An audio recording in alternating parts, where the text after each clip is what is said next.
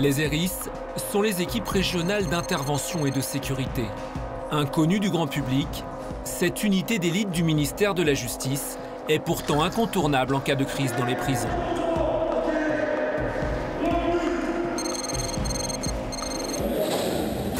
Mutinerie, prise d'otages, fouilles préventives et transfèrement de prisonniers constituent le quotidien des ERIS depuis près de 20 ans. Pour tous, attention, l'avion se met en place. On essaye d'anticiper toutes les situations. Donc à partir de là, non, on n'a pas peur. Mais qui sont ces 350 hommes et femmes qui chaque jour mettent leur vie en danger pour protéger celle du personnel pénitentiaire et des détenus? Les ERIS, à maintes reprises, ont empêché que des établissements pénitentiaires ne s'écroulent de l'intérieur. Comment sont-ils recrutés? Comment sont-ils formés et entraînés? Quelles sont leurs méthodes d'intervention? À quels risques sont-ils exposés? C'est très difficile pour quelqu'un qui ne connaît pas une prison d'intervenir. On y va la trouille au ventre. Pour la première fois, les ERIS nous ouvrent leurs portes. À Lille, à Paris et à Toulouse, nous avons passé plus de 6 mois en compagnie de cette unité d'intervention. Grâce à des images inédites et exceptionnelles, vous découvrirez le travail des ERIS à l'intérieur des prisons, mais aussi à l'extérieur. Nous les avons suivis lors des transfèrements de terroristes, de chefs mafieux et dans leurs entraînements quotidiens. Pour garantir leur sécurité, vous ne verrez pas le visage de ces agents qui travaillent au contact de détenus dangereux. Plongée au cœur des équipes régionales d'intervention et de sécurité, l'unité d'élite du ministère de la Justice. Certains détenus présentent un danger pour la société. C'est le cas des membres de la mafia. Ils constituent une réelle menace, notamment lors des transfèrements internationaux. L'ERIS de Paris vient souvent en soutien du service national des transferts, qui est une unité qui va chercher des personnes sous mandat d'arrêt international, c'est un exemple, dans différents pays du monde. La ramener donc par avion sur Roissy et ensuite nous venons la récupérer avec une escorte renforcée au pied de l'avion. Une opération toujours risquée, comme lors de ce transfèrement sous haute tension. Les ERIS récupèrent un parrain de la mafia géorgienne pour l'extrader vers la France. Fabrice est en charge de la réception du détenu et briefe son équipe. Cet après-midi, il est expatrié en France pour comparution devant la cour d'assises pour des faits de nature criminelle. Homicide volontaire en bande organisée, sur fond de rivalité entre les différents clans de la mafia géorgienne. Donc il nous faut être vigilants aux tentatives d'évasion, surtout, peut-être pas de sa part, mais des appuis extérieurs, ou alors une élimination, étant donné que cette mafia est très présente en Europe. Petite info de dernière minute. La personne détenue, il marche avec une béquille. Donc le chef d'escorte de l'ENT a pris la décision de ne pas le menotter durant le trajet en avion. Dès qu'il sera installé dans le véhicule, on le menotte pour sécuriser notre trajet vers le TGI. Petit rappel du cadre légal, sur la voie publique bien sûr pour l'usage des armes ou de la force, article 122.5, légitime défense. Clair ? L'unité doit envisager tous les cas de figure, y compris le plus grave, une attaque du convoi. Les hommes sont concentrés et les fusils d'assaut chargés. Départ en Roissy, Charles de Gaulle. Bien ici, nous partons.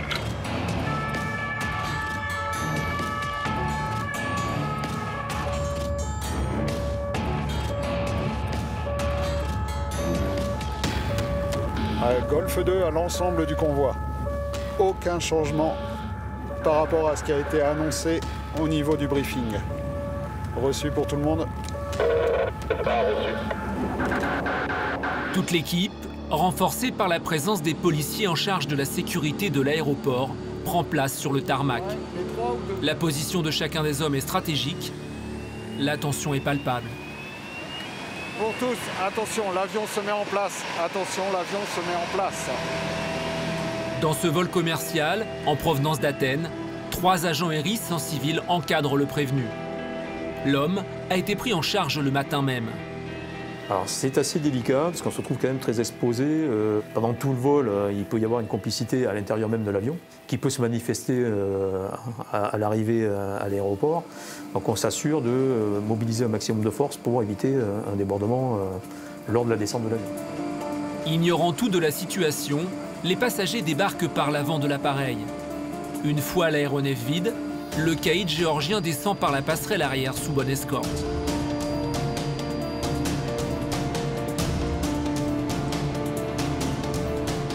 Les hommes en noir ne s'attardent pas, ils prennent rapidement la route.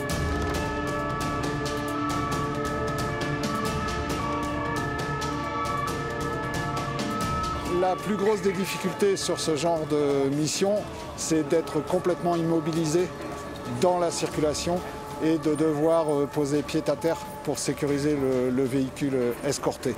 Donc là, c'est pour nous ce qui est le plus dangereux, c'est de ne plus bouger, ne plus pouvoir bouger.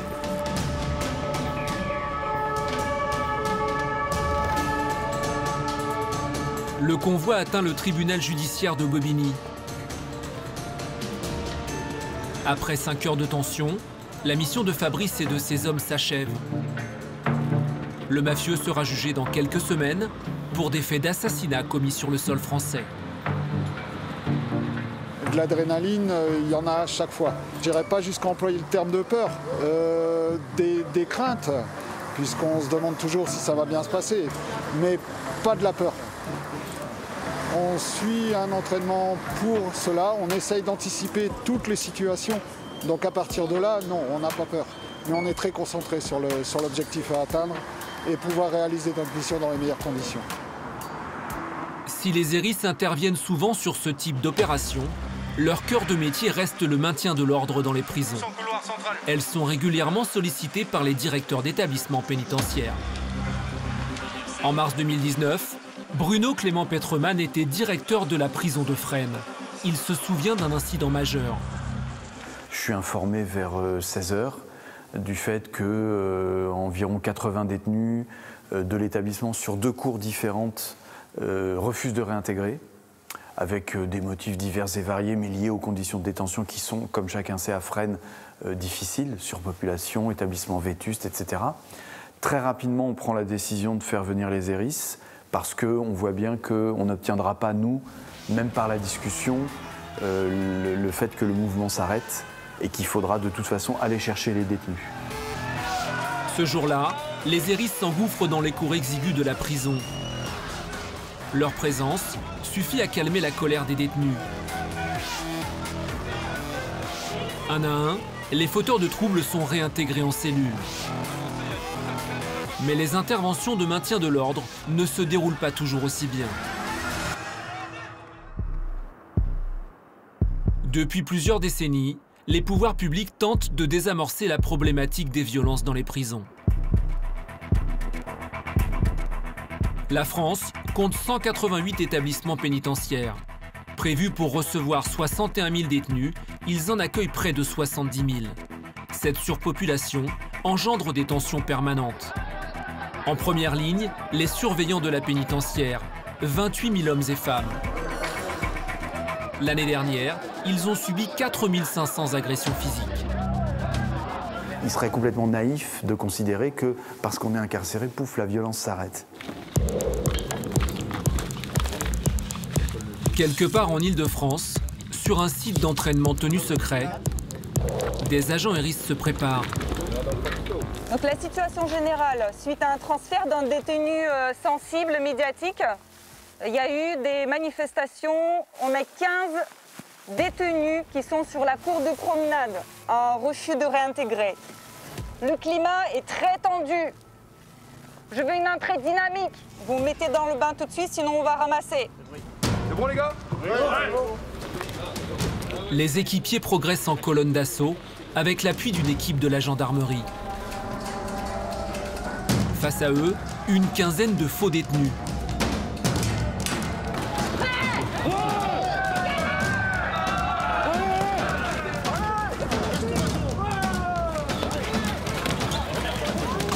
Mais les mises en garde ne suffisent pas. Reste à distance! Reste à distance! En ce qui concerne les personnes détenues, on prend toujours le soin d'appliquer les gestes professionnels et en proportionnalité de la menace. Un premier détenu est maîtrisé et exfiltré. Un autre tente de s'échapper. L'enjeu majeur est de ne pas blesser les individus. La technique doit être précise et efficace. Sur certains points, on était un petit peu à l'extrême pour vraiment chercher une maîtrise sans armes. Vraiment, il faut vraiment faire preuve de technicité pour repousser et contenir l'adversaire. Dans certains cas, les hérisses doivent s'imposer de manière plus musclée. Allez, on est parti, go! Allez, les chercher! Le succès d'une intervention réside bien souvent dans leur capacité à retrouver les éléments perturbateurs le plus rapidement possible. Il y a 20 ans, ce type d'opération n'était pas envisageable, car les hérisses n'existaient pas. À l'époque, le nombre de détenus explose dans les prisons françaises. Les conditions de détention se dégradent. Partout, les incidents se multiplient. Mutineries, agressions, prises d'otages, un climat délétère règne dans les prisons. Face à cette agitation, l'administration pénitentiaire se sent dépassée.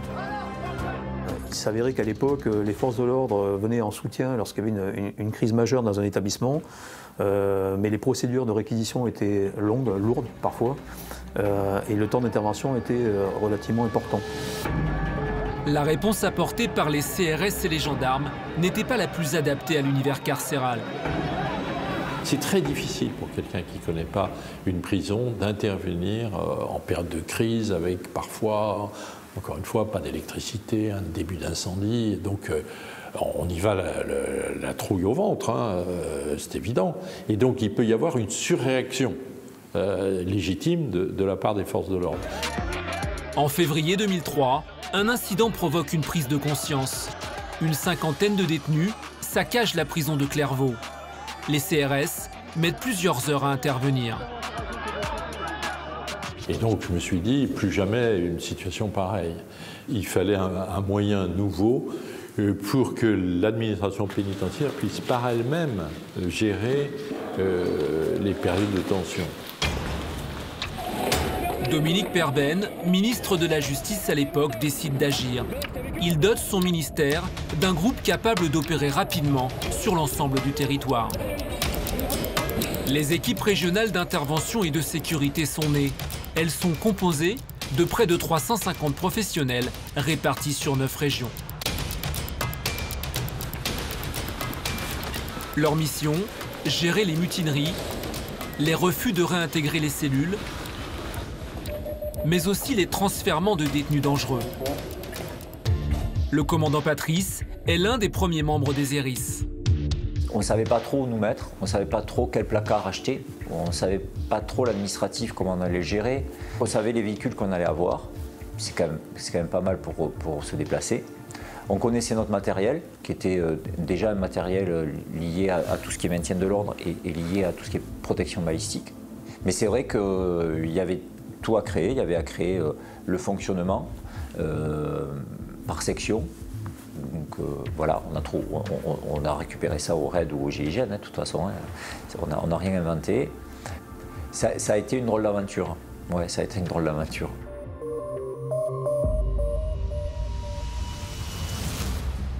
Derrière les murs des prisons, l'absence de perspective, la promiscuité et l'éloignement familial peuvent conduire les détenus à des agissements imprévisibles.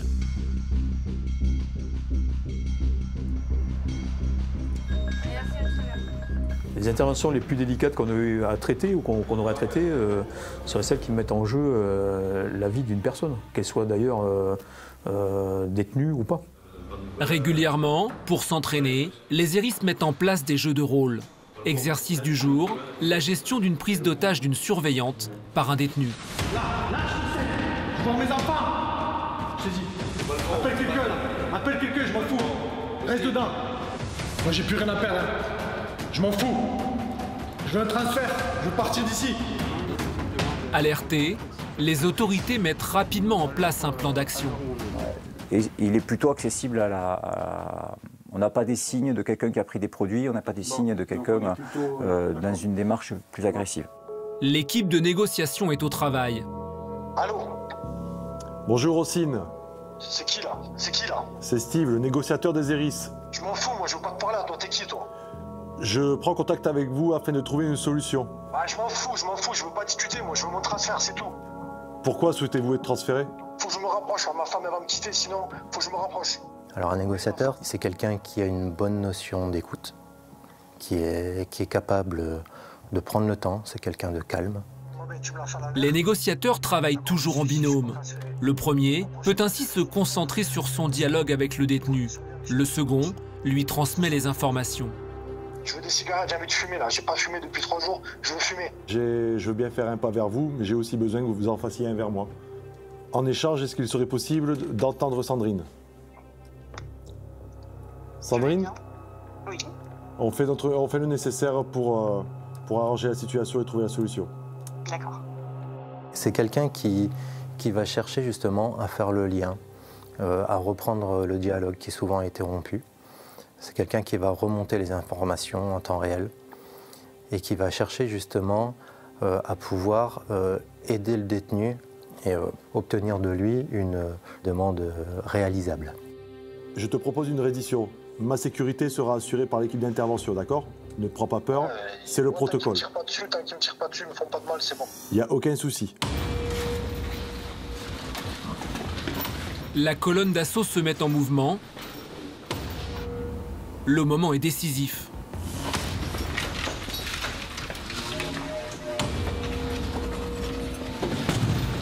Aussi, c'est moi Steve. Tu vas me jeter ton arme dans notre direction. Tu te tournes, tu mets les mains sur la tête et tu recules dans notre direction. La négociation, elle n'existe pas seulement pour les prises d'otages. On l'utilise énormément aujourd'hui également pour des détenus retranchés. On intervient surtout sur des points hauts, donc les détenus qui vont se retrancher sur le toit d'un préau ou sur le toit d'une prison. Attends. Écoute. Écoute, attends, calme-toi. On est ici pour trouver une solution à ton problème. Non, c'est pas parce qu'ils ont peur que tu fasses une bêtise. Alors là, c'est clairement pour deux types de choses. On pourrait tomber éventuellement sur des cas suicidaires, mais c'est surtout une certaine protestation. On parle de négociation, mais c'est pas une réelle négociation parce que souvent, c'est pour protester d'un certain mécontentement.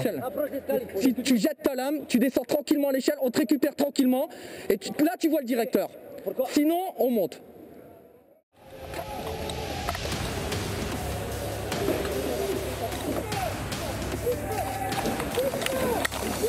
Quand une négociation n'aboutit pas, et je ne parle pas d'échec parce que je pense que la négociation c'est juste un outil supplémentaire et autant s'en servir. Quand elle n'aboutit pas, ça donne toute la valeur et tout un bon sens à une intervention qui sera physique. En dépit de la médiation, l'instabilité psychologique du détenu n'a pas laissé d'autre choix aux Eris que d'intervenir. Avant d'accéder à un tel niveau de maîtrise, les candidats qui souhaitent faire partie des Eris doivent passer de nombreux tests. Épreuves physiques, évaluations psychologiques et entretiens. Comme chaque année, ils sont près de 200 à se présenter aux sélections pour intégrer la formation Eris. Donc bonjour à tous, vous avez eu des numéros d'attribués de 1 à 10. Les 10 premiers, vous irez par là, vous échauffez, vous avez 3 minutes. Tous sont issus de l'administration pénitentiaire. Parmi eux, 2 candidates.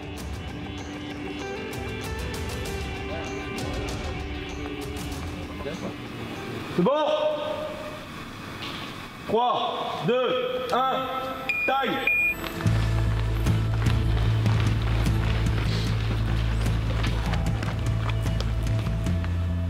Le commandant Patrick, chef de l'unité Eris de Paris, observe les 2 jeunes femmes.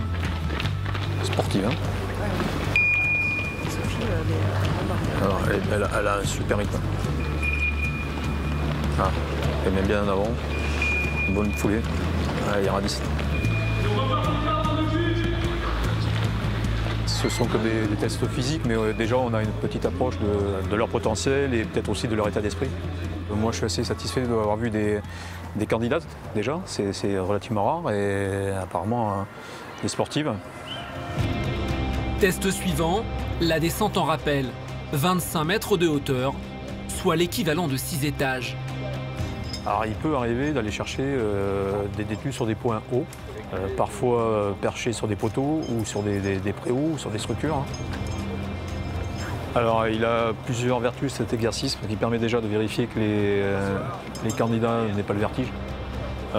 Mais aussi la confiance qu'on met dans les équipes, dans les hommes, les moniteurs, les encadrants et le matériel. La main gauche à bosser, elle va venir en renfort, par en dessous. Et voilà, comme ça. Tu lâches, tu tombes. Donne-toi un peu de mou pour pouvoir tendre tes jambes. Écarte un peu les pieds, voilà. Pas trop vite les pieds, pas trop vite. L'épreuve se poursuit. Le commandant fait connaissance avec les deux femmes. Le fait qu'il y ait déjà une femme au lieutenant dans les officiers, ça aide quand même les agents à passer par là. J'espère qu'on a... Ouais, puis je pense qu'aussi il y a peut-être derrière des idées reçues, comme tu dis, hein, c'est possible. Hein. La lieutenant Roxane se souvient parfaitement de ces épreuves de recrutement. C'est la seule femme membre des ERIS. C'est sûr que quand il y a une femme qui se présente aux épreuves, ça attire les regards. Donc j'entends les paris qui sont lancés par les candidats. Non, mais elle ne tiendra pas. Au bout de 5 minutes, je parie qu'elle ne tiendra pas. Et finalement, plus le temps avançait, ces mêmes personnes se sont mis à m'encourager. Et ça fait partie, je pense, du changement de mentalité. La journée se termine avec une épreuve redoutée. La buse. Donc la buse, c'est simple, 5 mètres à traverser, 40 cm de diamètre. Vous avez 5 minutes pour sortir de l'autre côté, vous mettez moins d'1 minute, 4 minutes 50, ça vous validera quand même, ça fera 10 points. La hantise de tous ceux qui craignent les milieux confinés. Une épreuve éliminatoire pour détecter la claustrophobie des candidats. Chacun leur tour, les pieds attachés à une corde par mesure de sécurité, ils s'élancent dans ce tube de seulement 40 cm de diamètre. Allô ? Ça va dedans ? Ouais. Le fait d'occulter de part et d'autre les bus et de plonger le candidat dans le noir pour optimiser cette notion de claustrophobie.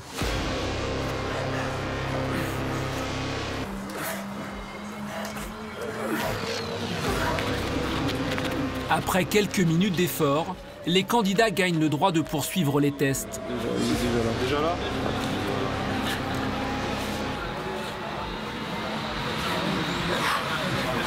Le sourire.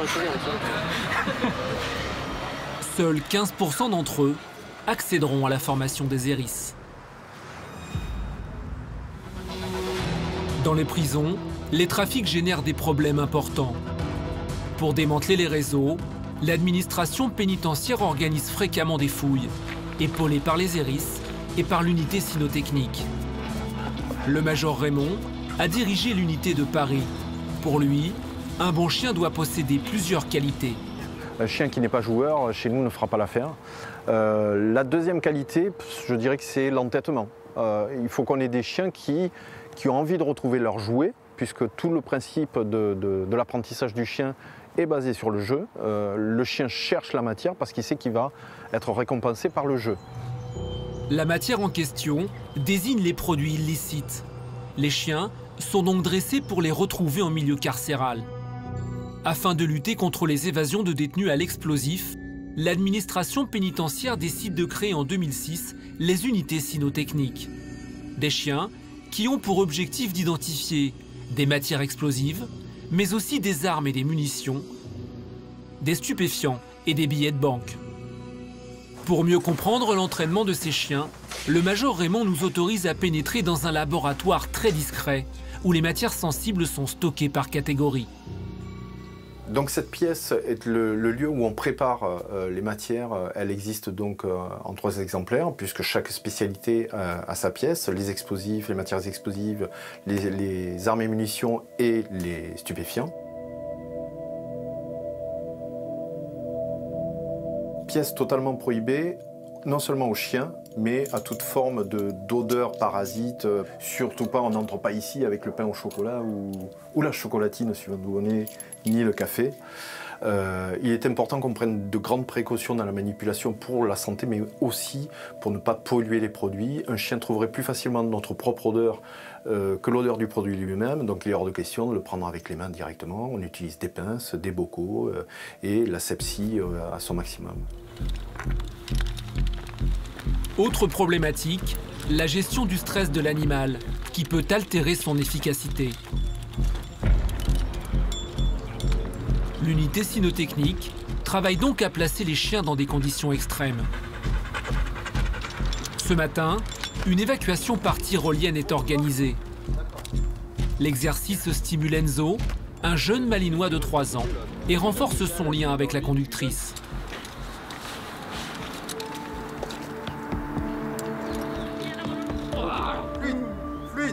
Fluide. Vas-y. C'est bien.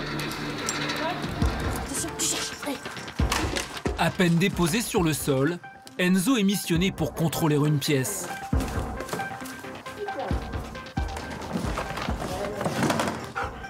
Bravo Loulou, c'est très bien.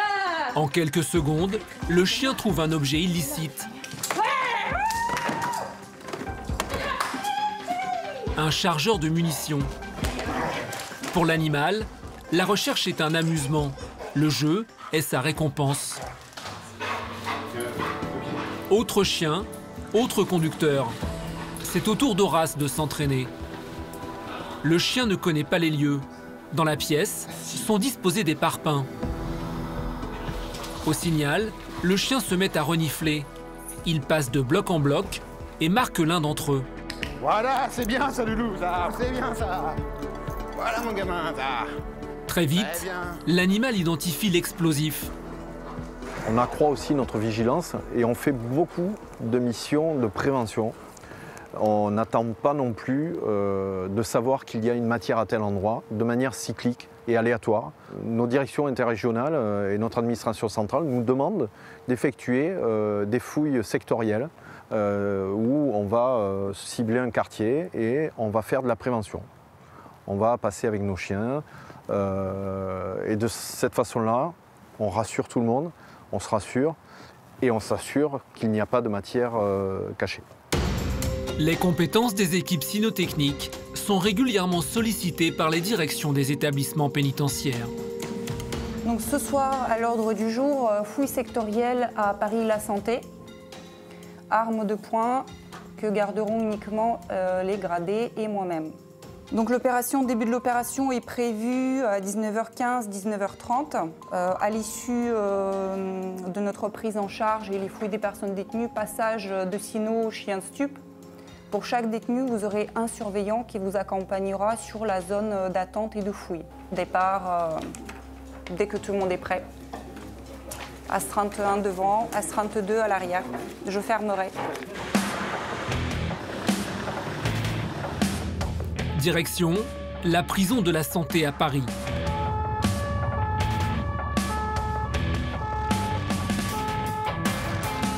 Pour garantir l'effet de surprise, les hérisses coupent les sirènes à l'approche de l'établissement.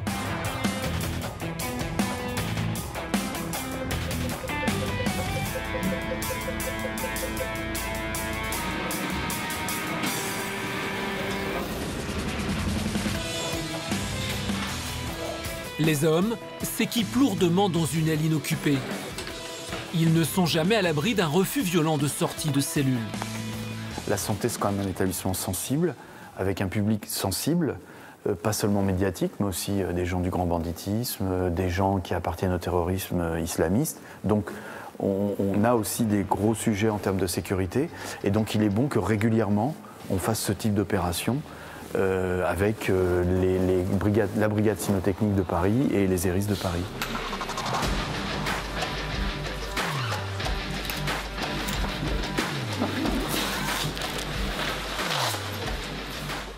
Nous, quand on organise une fouille sectorielle, on va faire appel aux hérisses pour sécuriser le dispositif, parce que c'est évident quand vous faites sortir un détenu de sa cellule, s'il voit qu'il y a des hérisses derrière nous, il va sortir de manière beaucoup plus simple que si on est sans les hérisses.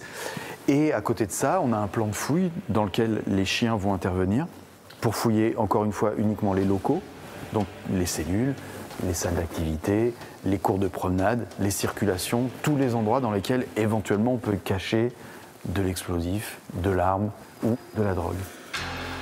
C'est la première fouille depuis l'ouverture, proportionnalité dans la prise en charge. Vous rendez compte immédiatement si vous rencontrez un souci. Pas de questions? Concentrés, les agents s'infiltrent en silence dans les coursives de la prison. La lieutenant Roxane vérifie une dernière fois son plan d'action.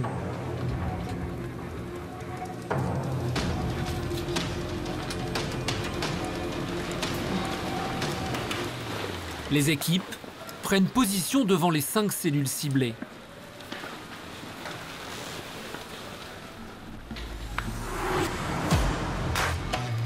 Trois, 2, 1, top action.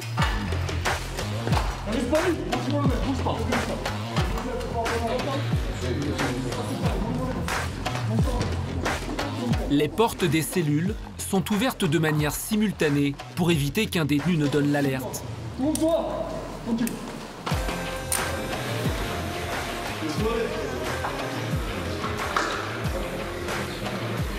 Les individus sont exfiltrés vers des salles à l'écart pour une fouille au corps.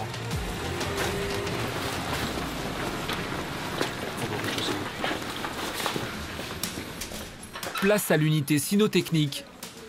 Fidèle, un berger malinois dressé pour la recherche de produits stupéfiants, attend le top départ de son maître.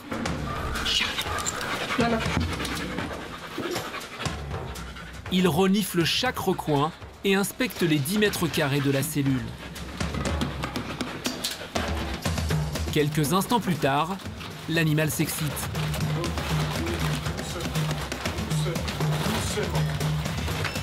La cynotechnique est passée, ils ont trouvé du cannabis, des petites boulettes de cannabis apparentes sur la table dans 2 cellules sur 5. Et dans une cellule, ils ont trouvé une barrette de shit assez importante, disposée, cousue dans un caleçon.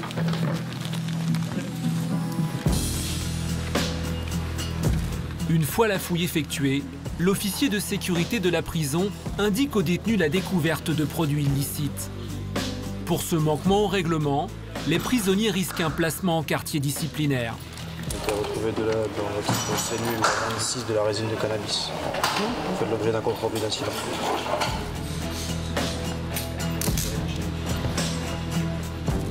Donc ce qu'on a trouvé essentiellement, c'est de la drogue.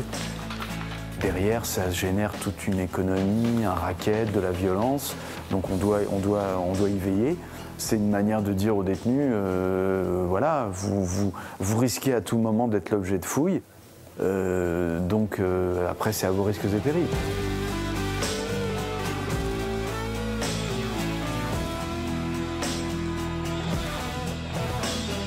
Oui, chaque fois qu'on trouve quelque chose, on est satisfait. Cette première fouille à la santé depuis sa réouverture est une réussite pour tous. À l'autre bout de la France, dans le sud-ouest, nous retrouvons les nouveaux stagiaires. Durant 12 semaines, ils sont en formation à l'École nationale de l'administration pénitentiaire. Il y a quelques mois, ils étaient 200 à se présenter au test de sélection.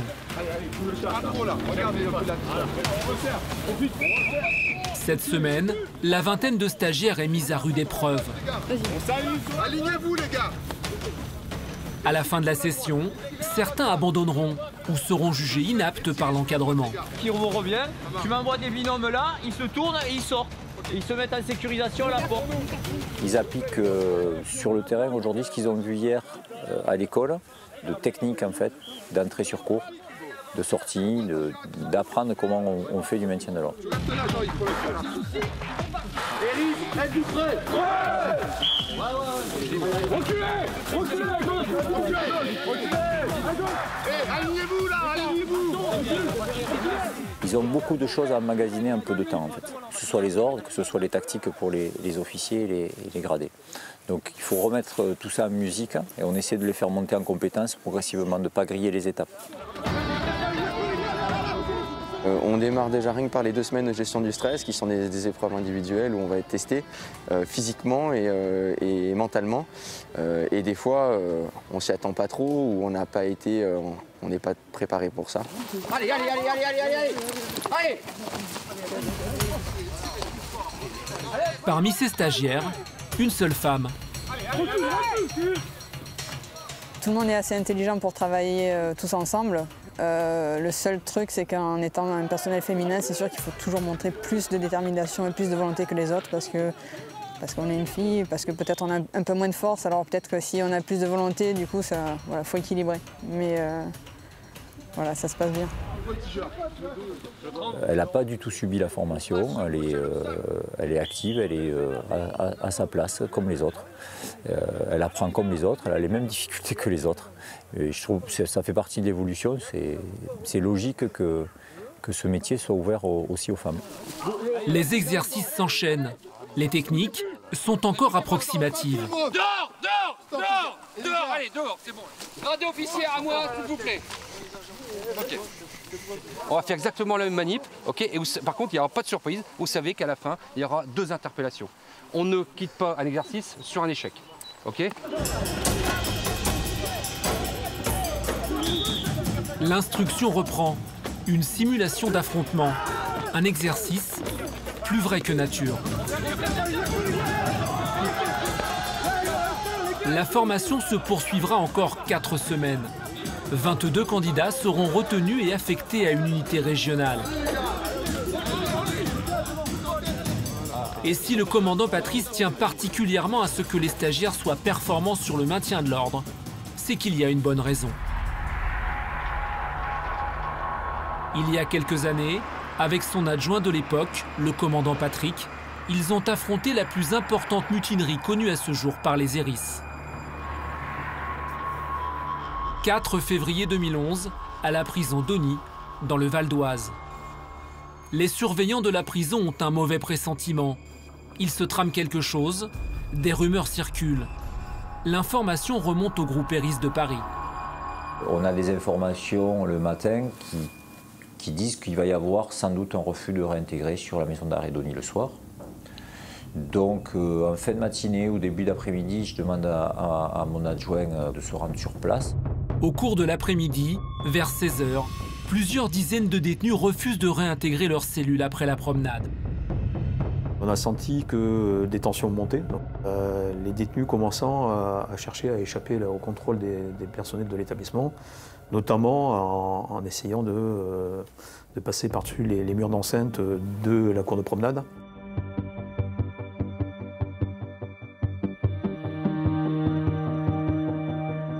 On commence à voir des détenus qui passent de cour en cour, qui arrachent le concertina, qui forcent un grillage en fond de promenade, qui arrivent à passer en zone neutre. Le concertina, c'est ce barbelé extrêmement coupant, placé au-dessus des murs, pour dissuader les détenus de les franchir. Donc là, on commence à se poser des questions, parce que malgré notre présence, ça ne les dissuade pas de commettre des délits, puisqu'ils arrachent du concertina, ils le détruisent, ils passent de mur en mur. Ils étaient dans 4 alvéoles, et ils cherchaient à se rejoindre les uns les autres pour faire du nombre en fait, et donc on était dans une atmosphère d'émeute, clairement quoi. Rapidement, on sent que les choses sont en train de déraper et qu'il faut y mettre un terme.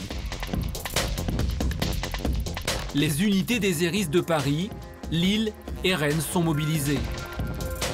Les forces de police sont chargées de sécuriser la dernière zone avant le mur d'enceinte de la prison. Le commandant Patrice peut désormais se concentrer sur l'intervention. C'est le terrain qui nous dicte notre intervention un petit peu, puisqu'il n'y a qu'une porte. On va rentrer par cette porte et les détenus vont sortir par cette porte. L'idée, c'est d'en réintégrer le maximum au départ, en cellule, entre guillemets, gentiment. C'est-à-dire 5 par 5, qui regagnent la cellule. Voilà, ça ne va pas tout à fait se passer comme ça. Face aux 70 Hérisses, 200 détenus bloquent l'entrée de la cour.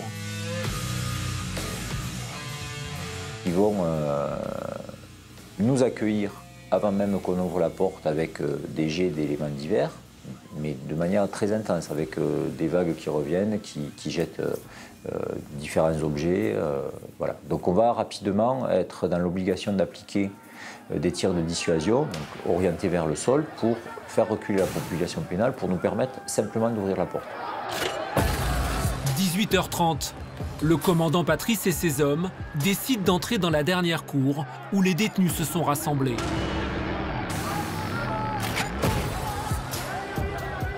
C'était la première fois qu'on avait autant de détenus qui procèdent de manière coordonnée avec des leaders et les autres qui les suivent et qui vont vers les boucliers.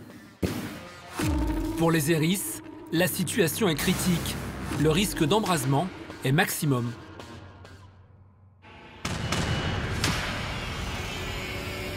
Les hérisses réussissent à contenir les détenus dans l'angle de la cour, mais cela ne semble pas suffire.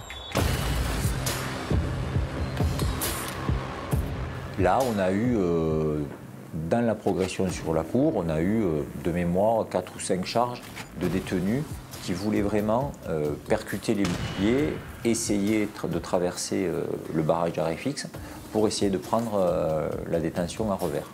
C'était pas facile, parce qu'on est confronté à une volonté en face d'en découdre, mais les agents, à contrario, ont répondu avec un très grand professionnalisme. Après 45 minutes de confrontation, les 200 détenus sont finalement encerclés par les agents.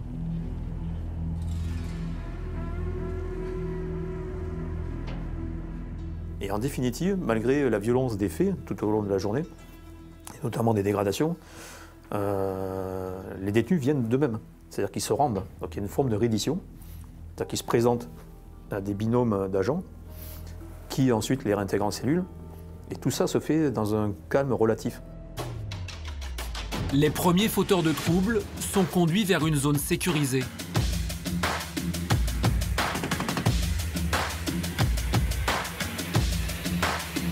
Le reste des émeutiers, les plus rebelles, sont repoussés vers la sortie de la cour au moyen de grenades de désencerclement. C'est quelque chose de marquant parce que c'est l'émeute la plus importante qu'on ait eu à gérer dans un établissement pénitentiaire et qui a mobilisé énormément de force. Et on ressent de la fierté tout simplement parce qu'on est une jeune unité, on parlait de 2003, on est en 2011, et fier de réaliser une mission en appliquant ce qu'on a appris et ce qu'on a inventé aussi, parce que le maintien de l'ordre en prison, c'est un peu une spécialité héris, c'est même une spécialité héris, ça n'existait pas avant.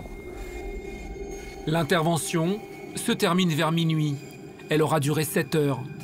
23 meneurs sont identifiés et transférés vers d'autres établissements pénitentiaires.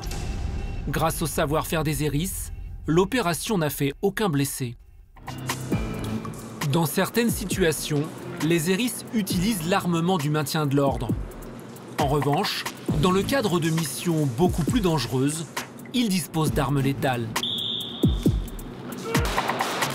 Un arsenal de pointe qui nécessite un entraînement à balles réelles et à l'abri des regards.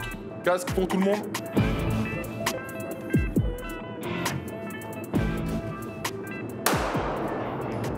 Au niveau de votre position de tir, on est dans la précision, prenez votre temps les gars.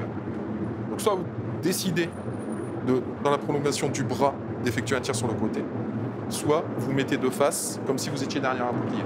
D'accord? Appliquez-vous sérieusement. Lorsqu'on est en milieu opérationnel, on ne peut pas savoir à l'avance dans quelle position on va être à même de pouvoir tirer. Donc on peut être capable de tirer dans toutes les positions. Numéro 1, numéro 2, le 1 il est là. Quand il engage, j'essaye de venir avec lui pour venir taper. On essaie de travailler pendant des fois 4 jours de suite, différents scénarios et qui leur permet de trouver des techniques ou des idées. Parce qu'on n'a pas le droit à l'erreur quand c'est à balles réelles. C'est les copains sont devant, les copains sont derrière, les gens sont autour et ça nous force à être au maximum de nos capacités. 2 cartouches à genoux, 2 cartouches.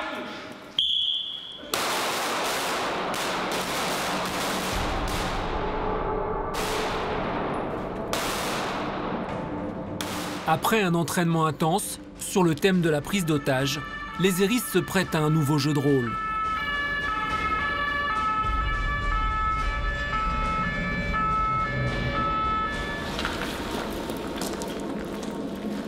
Ils escortent un détenu à haut risque lors d'une reconstitution de crime qui se déroule en pleine rue. Les agents doivent être vigilants et anticiper tout danger.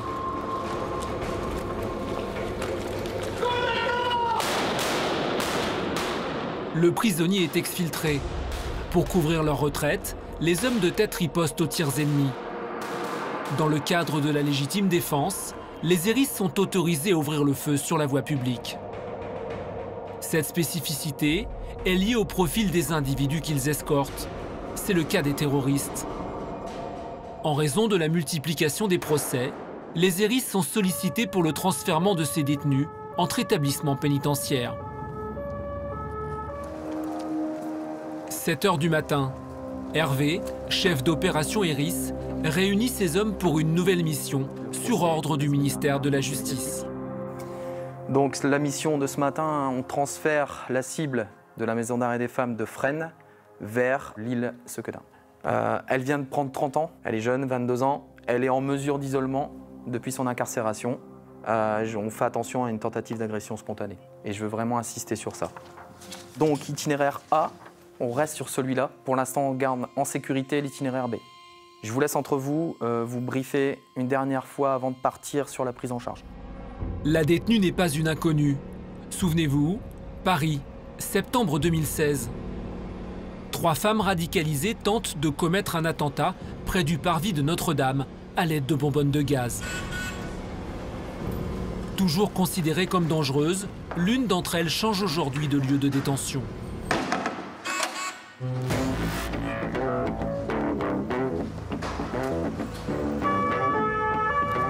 Ok, c'est bon pour nous. Dès le départ du convoi, Hervé et ses hommes sont aux aguets. Pour des raisons tactiques, le nombre d'agents de l'opération est tenu secret. Tous doivent rester attentifs durant les 250 km qui séparent Paris de Lille. Les 2 plus gros moments sensibles, c'est au départ de l'établissement et à l'arrivée de l'établissement. C'est pour ça que du départ du transfert jusqu'à l'arrivée sur l'établissement, il faut une concentration de tout instant.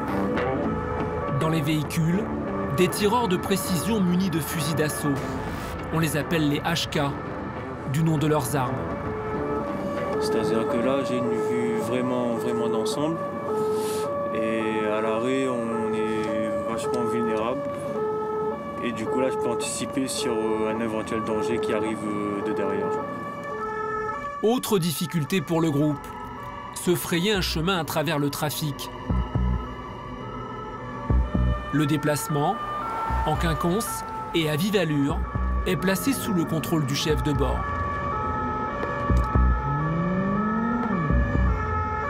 Le chef de bord définit la route, c'est lui qui a même à pouvoir changer de destination, comme on a pu le faire là sur la fin du transfert, où on a préféré sortir avant la fin de l'autoroute de façon à créer un effet de surprise. Et c'est lui qui annonce au niveau aussi de l'arrivée d'un péage, donc un rôle très important du chef de bord.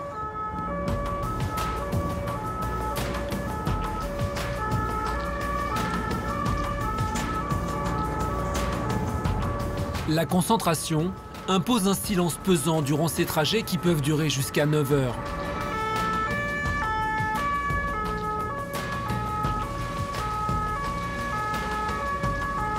Le convoi atteint enfin la prison, où la jeune femme purgera sa peine.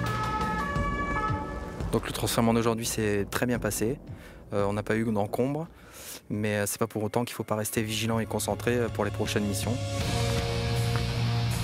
Depuis leur création en 2003, les Hérisses ont su mener à bien de nombreuses missions délicates. Ok, mettons au fond. Je crois que les Hérisses ont rempli leur mission et continuent à le faire, dans la mesure où maintenant les interventions de forces de l'ordre extérieures à la pénitentiaire sont rarissimes. L'unité a su gagner une forme de respect et convaincre de son utilité. Le preneur d'otage et l'otage. Je pense que les Hérisses, avec le recul de 15 ans, sont devenus une force d'intervention incontournable.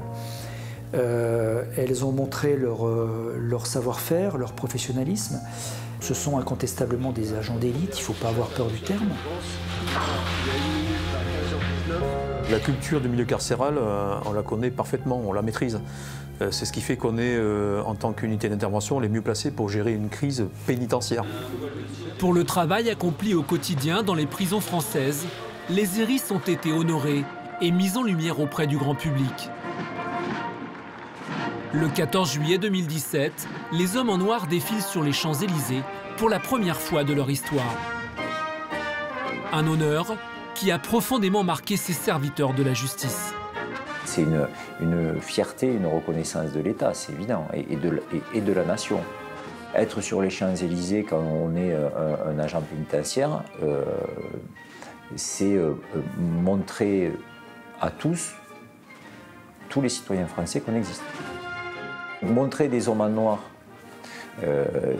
sur les champs, c'est quand même beaucoup de chemin parcouru depuis 2003. Après des années d'activité, et à l'image du GIGN et du RAID, les Héris sont unanimement respectés et considérés. Leur technique, leur approche humaine du milieu pénitentiaire sont cités en exemple. Donc merci encore à vous tous. Voilà, ça montre quand même qu'on est là, que vous êtes là et qu'ils ne font pas toujours ce qu'ils veulent. Les Héris ont acquis des connaissances uniques. Aujourd'hui, ils les partagent avec le personnel des différents établissements pénitentiaires, en France, mais aussi à l'étranger, où ils échangent et forment les surveillants de prison. Bon les gars, Héris, êtes-vous prêts? Reculez! Reculez! C'est bien mon gamin. On n'entre pas ici avec le pain au chocolat ou la chocolatine.